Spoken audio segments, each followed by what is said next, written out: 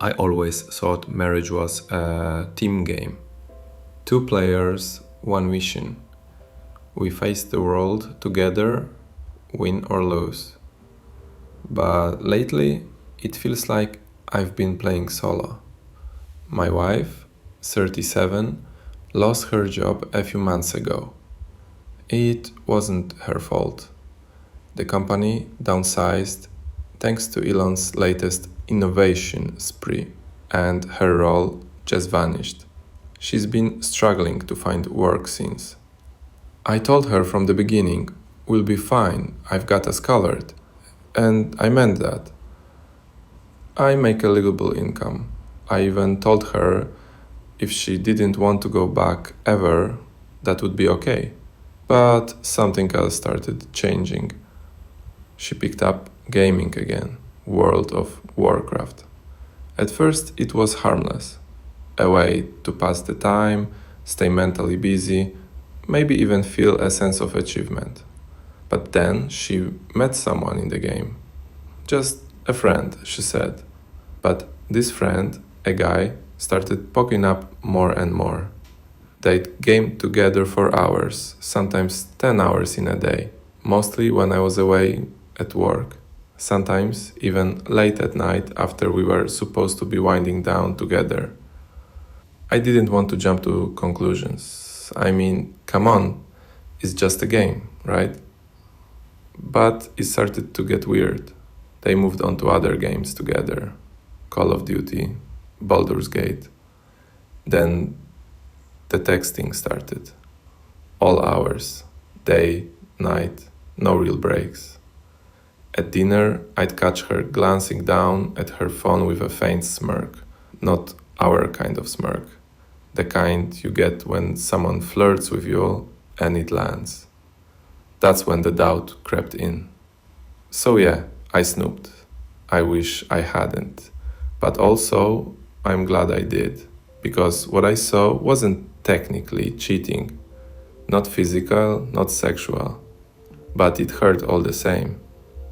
Their messages had flavor. Flirting, compliments about each other's looks, inside jokes. He even sent her poetry, said he was falling for her, that she made his world feel brighter. His words, and I quote, "I feel like Lancelot talking to Guinevere, and your husband is Arthur." What kind of fantasy is that? But to her credit, she didn't egg it on. Her response? Just, "Oh, thank you for that." Classic her.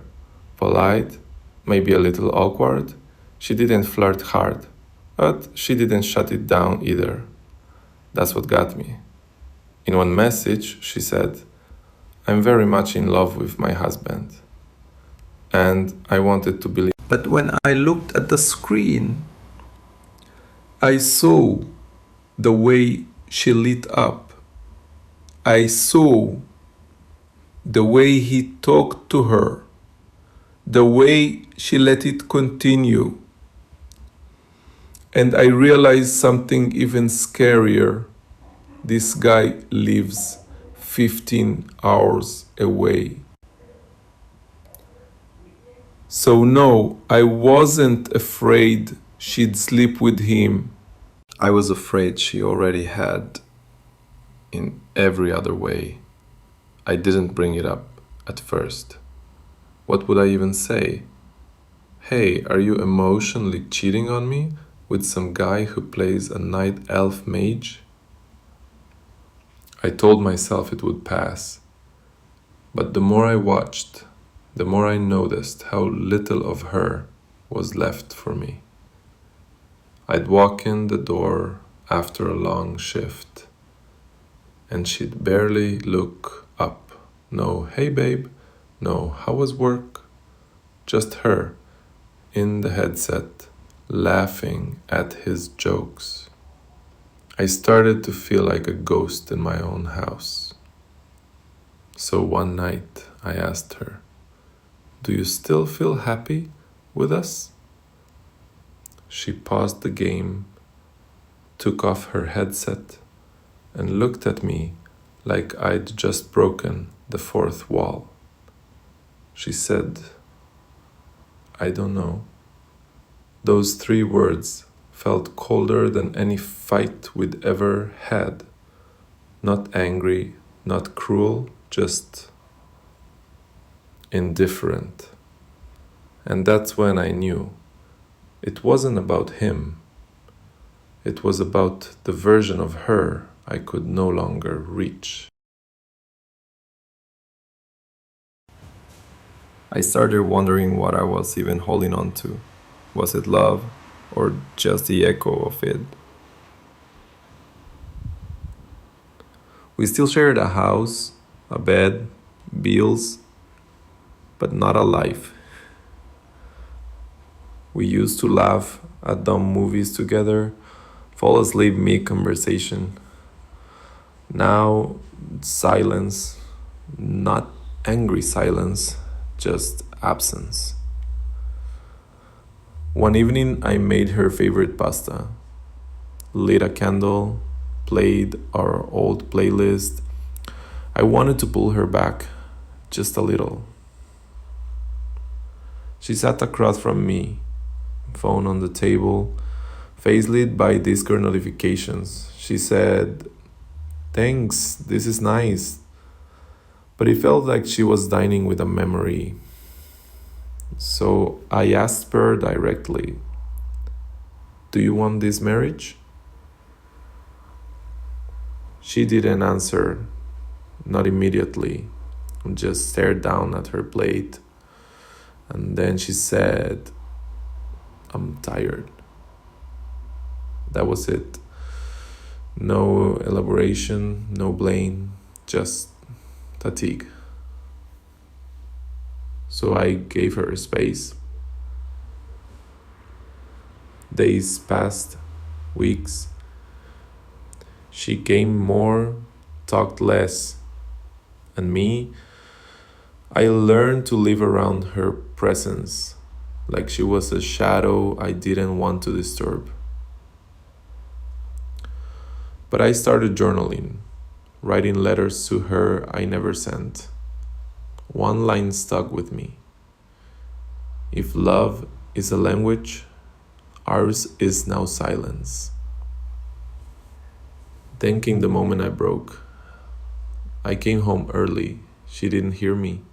Upstairs, headset on. She was laughing, really laughing, that deep kind she used to do with me. And she said it. "I wish you lived closer." Silence. Then a chuckle. And him, "Me too." It wasn't the words. It was the tone. She missed him. I stepped out. Didn't say a word. Just drove. Nowhere in particular. I parked near the lake, watched the ripples, and cried in a way I hadn't since I was a child. Not because I'd lost her, but because I didn't know how to get her back. And maybe, deep down, I was afraid I didn't want to. You ever stare at someone and realize they already left? Yeah, that was me, that night, alone in a parked car, finally admitting what I never wanted to believe. The next few days were a blur. We didn't. There was nothing left to say. She still gamed, still laughed into her mic, still texted him. I started working overtime just to stay out of the house, just to avoid the silence. I missed her, the real her, not the one with the headset, not the one texting another man, but the one who used to fall asleep on my chest watching terrible sitcoms. The couch used to be our kingdom. Now it was just her throne. So I made a decision, not out of anger, not to punish her, but because I was losing myself. I booked a weekend trip alone, cabin in the woods, no signal, no distractions. Before I left, I told her, I just need to think. She didn't fight it, didn't ask to come, didn't ask when I'd be back. And that said more than words ever could.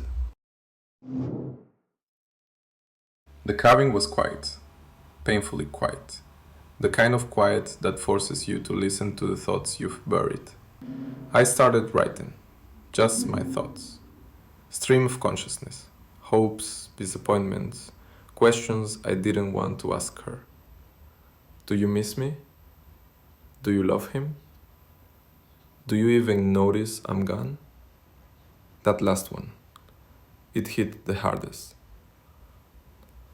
After the second light, my phone buzzed. 1 bar of service, 1 message. From her. I miss you. I stared at that message for a long, long time. It wasn't poetic.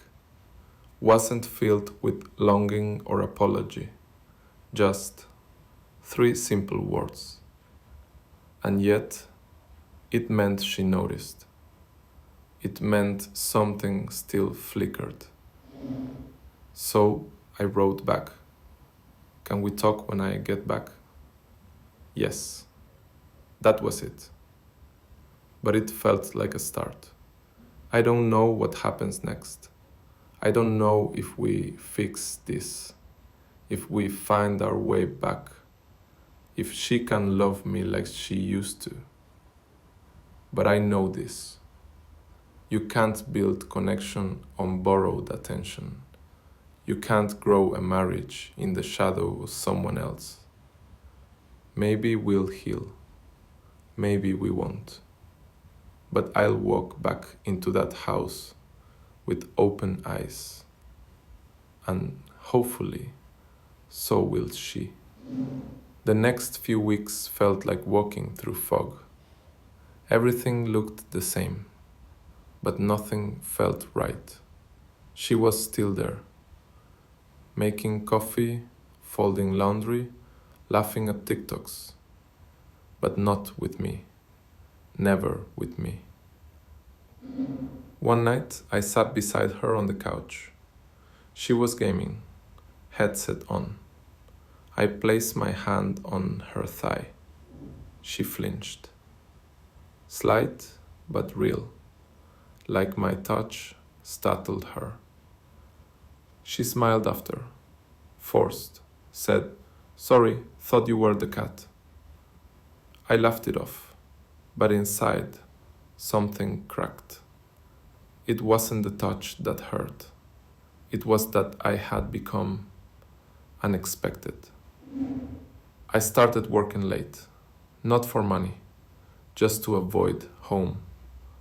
The silence was louder there. She never asked where I was, never called, never texted. Maybe she thought I was busy. Maybe she didn't care. Then something strange happened. She started going out more. Not with friends, not with family, just out. I'd come home to empty rooms. No note, no message. At first, I assumed she needed air. A reset. But then I found the receipts. Coffee shops, 2 drinks, 1 muffin. Same time, same place, every Wednesday. Differing suspicion. So I waited. One Wednesday, I left work early, parked across the street. And there she was, sitting outside on a bench, laughing, hair tied up in that way she used to when we were dating. And he was there, the night elf mage. I recognized him from Discord. She once showed me a meme he sent. They looked like they'd known each other forever. Not new, not digital, real. I didn't confront them, didn't storm across the street. I sat in my car, hands on the wheel, shaking. She kissed him on the cheek. Not lips, just cheek. But the kind of kiss that says, I'm yours, but only a little. That night I couldn't sleep. The ceiling fan hummed above me like a slow heartbeat. I listened to her breathe beside me, and I wondered, when did we stop being us? When did I become background noise? I wasn't perfect. I know that. I get tired. I forget to ask how her day was. I sometimes leave dishes in the sink. But I was there every damn day trying. And he got the spark. The stories, the jokes, the time. All I ever wanted was to grow old with her, to be her player too. But somewhere along the way, she picked a new co-op partner. I didn't confront her. I didn't ask questions. I didn't beg. Something in me had already shut off. When trust dies, it's not loud. It's a slow, silent funeral held inside your chest. I started sleeping on the couch. She didn't ask why, didn't say a word. She just adapted, like it was always meant to be. One night, I heard her laugh in her sleep. A soft giggle, one I hadn't had in months. I whispered her name. She didn't wake. I wanted to ask, who are you dreaming about? But I was too afraid of the answer. So I closed my eyes and dreamt of the woman I used to know. The one who used to steal fries off my plate. The one who cried when her favorite character died. The one who used to fall asleep on my shoulder mid-movie. I missed her, even though she was still right there. Breathing the same air, living the same life, but galaxies away. Weeks passed. We stopped speaking unless we had to. Did you feed the cat? There's mail for you. I'm heading out. That was all we had left. Then came our anniversary. 10 years. 10. No plans, no dinner, not even a text. I bought a cake. Vanilla, her favorite. Sat it on the table, untouched. She came home late, didn't say a word, walked past it like it was invisible, like I was invisible. That night, I packed a bag, just a small one, 2 shirts, a charger, my dignity. I left her a note. I miss us, but I don't think we'll live here anymore. And I walked out. She didn't follow, didn't call, didn't ask where I went. I think that hurt the most. I stayed at a friend's place for a few days, slept on his pull-out couch, ate leftover takeout, watched old action movies with the sound off. He didn't ask much, didn't push, just handed me a beer and let me exist. That silence felt kinder than anything I'd heard in months. On the 4th night, she texted. Just one line, no greeting, no apology. Just, "Are you okay?" I stared at it for 10 minutes, maybe more. I typed 100 different replies, deleted every one. What could I say? Yes, I'm okay. Without you? No, I'm crumbling, and you didn't notice. So I sent back what felt safest. I'm alive. No reply. Nothing. She went quiet again, and so did I. A week passed, then 2. I didn't go back. She didn't ask me to. We drifted like debris from the same wreck, but floating in opposite directions. Then one afternoon, she showed up at my friend's door, eyes puffy, hands shaking, no headset, no game.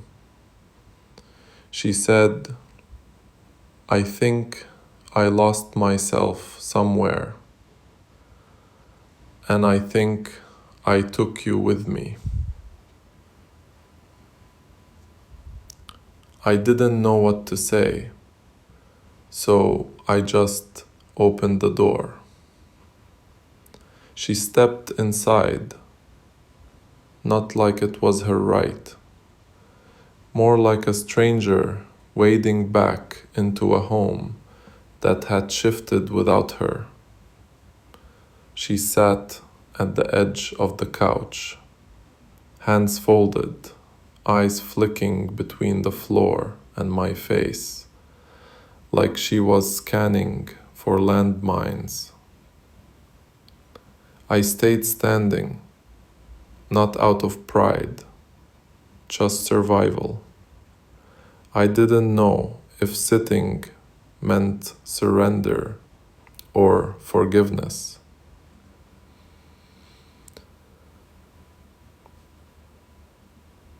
She asked me how I'd been.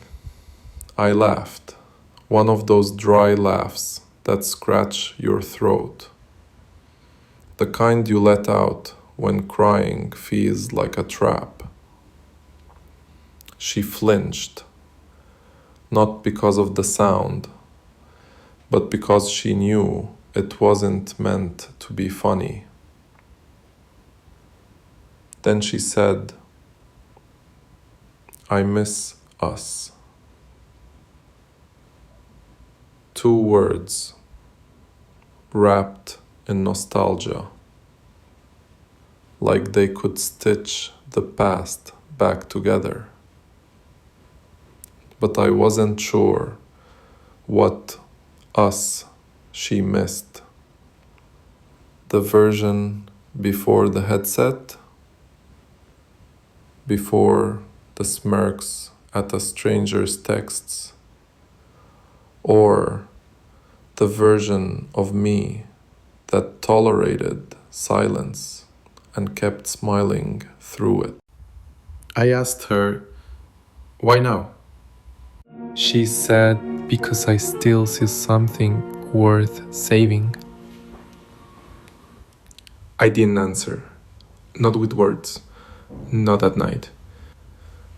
I just watched her, sitting there, small, still, real, and for the first time in weeks, I didn't feel angry. I didn't feel broken. I just felt suspended. Like whatever came next would decide everything. But for now, we just sat. Two people in a room filled with words neither of us had said yet. And that's where it ends. Because sometimes the silence speaks louder than anything else. And now I'm just waiting, wondering if this version of us can still be saved, or if I already lost her to someone who was never real to begin with.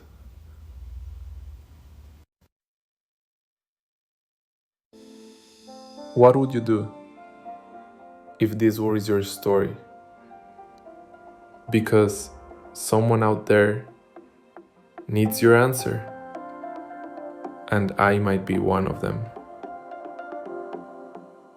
You are watching Tales on Red, where this story could be yours. So, what happens next?